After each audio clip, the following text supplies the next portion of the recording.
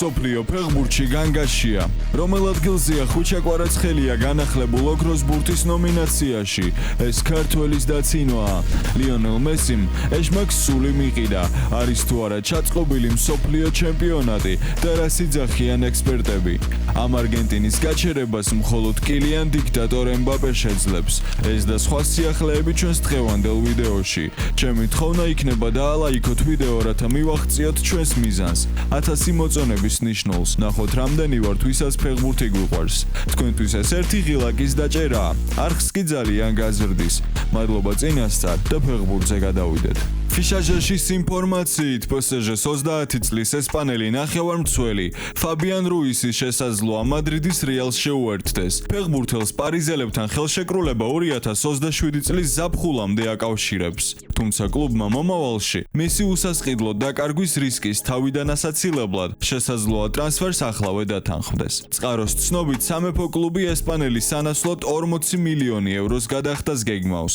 შესაბამისად მაღალია ალბათობა იმისა, რომ რუისმა მომავალ სეზონში ხვიჩა კვარაცხელიასთან ერთად აღარ ითამაშოს. შეგახსენებთ, რომ ფაბიანი პარიზულ გრანს 2022 წელს ნაპოლიდან შეუერთდა. გასულ სეზონში მის ანგარიშზე ჩატარებულ 34 შეხვედრაში 2 გოლი და 5 საგოლე გადაცემაა. ტრანსფერმარკეტი მის სატრანსფერო ღირებულებას 30 მილიონ ევრო დაფასებს. გავლენიანმა სპორტულმა პორტალმა Goal.com-მა ოქროს ბურთის ფავორიტთა განახლებული რეიტინგი გამოაქვეყნა და ჯილდოს მოგების კანდიდატები განიხილა. გამოცემის ვერსიით საქართველოს ნაკრებისა და PSG-ს შემტევი ხვიჩა კვარაცხელია რეიტინგში საშუალო ადგილს იკავებს. ჯილდოს მოგების მთავარი კანდიდატი კი ინგლისის ნაკრებისა და ბაიერნის თავდამსხმელი ჰარი კეინია.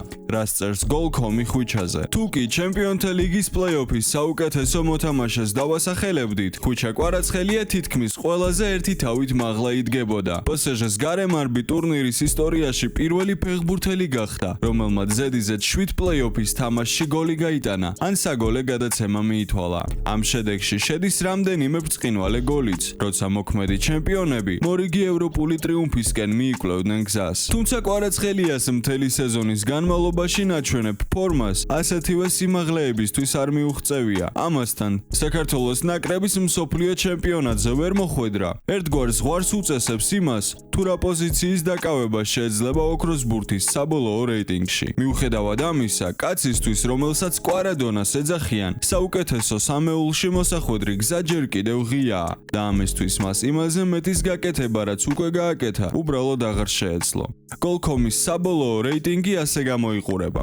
პირველ ადგილს იკავებს ჰარი კეინი, მეორეზე მაიკლ ოლისე, მესამეზე კილიან მბაპე, მეოთხეზე უსმან დემბელე, მეხუთეზე ლიონელ მესი, მეექვსეზე ერლინგ ჰოლანდი, მეშვიდეზე ლამინ იამალი და მერვე ადგილს იკავებს ხვიჩა კვარაცხელია, რაც ჩემი პირადი აზრით მხოლოდ და მხოლოდ შეგრძნების დონეზე შეიძლება სუბიექტური ვიყო და ამას არ გამოურიცხავ, მაგრამ ძალიან უსამართლოა. რაც გინდათ ის დაწერეთ კომენტარებში, მაგრამ ჩემთვის ეს ასეა. არც ლიონელ მესი მიუხედავად მისი სიდიდისა, არც ერლინგ ჰოლანდი, არც მით უმეტეს ლამინ იამალი და კილიან მბაპე ხვიჩაზე წინ ჩემი აზრით ჯერჯერობით ყოველ შემთხვევაში არ უნდა ითქმენ, რადგან მსოფლიო ჩემპიონატი არის დამთავრებულა. ამ 7 კაციდან 2 ყველაზე ლოგიკური ჰარი კეინი და უსმან დემბელეა, რადგან დემბელემ მოიგო ყველაფერი ის, რაც მოიგო კვარამ და ახლა მსოფლიო ჩემპიონატზეც თამაშობს დამატებით და გოლებსაც იტანს. და ჰარი კეინი, რომელიც საერთოდ მსოფლიოში საუკეთესო ბომბარდირია დღესდღეობით და რამდენი გოლიც მას აქვს გატანილი, დღეს არც ერთ ფეხბურთელს არ აქვს მაგდენი.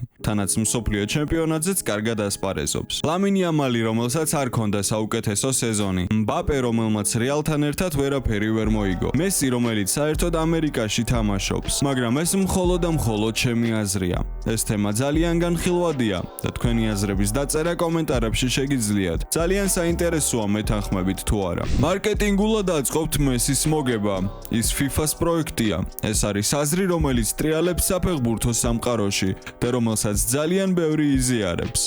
წინა მსოფლიოზე არგენტინის სასარგებლოდ დაინიშნა პენალტების რეკორდული რაოდენობა. ამ მსოფლიოზეც ბევრი საკამათო მომენტია მსაჯების მხრიდან. შეხედეთ, ვინებს ხვდება არგენტინა. ყველა გუნდი ფეხბურთელი იმაზე სუსტია, ვიდრე თავად მესის ნაკრები. და აქ საუბარი არ არის რონალდუსა და მესის შედარებაზე. აქ უბრალოდ ფაქტებია. მოდით დავუშვათ, რომ ასია და მესის მოგება აწყობს FIFA-ს. მიუხედავად იმისა, რომ ამ ამბავს უკვე თავად მესის ფანებიც კი ხმამაღლა ამბობენ, მე მინდა არგენტინელის დასაცავად ის თქვა, რომ ის საფეხბურთო კლასი, რომელიც მას აქვს, ვერ დაიმალება.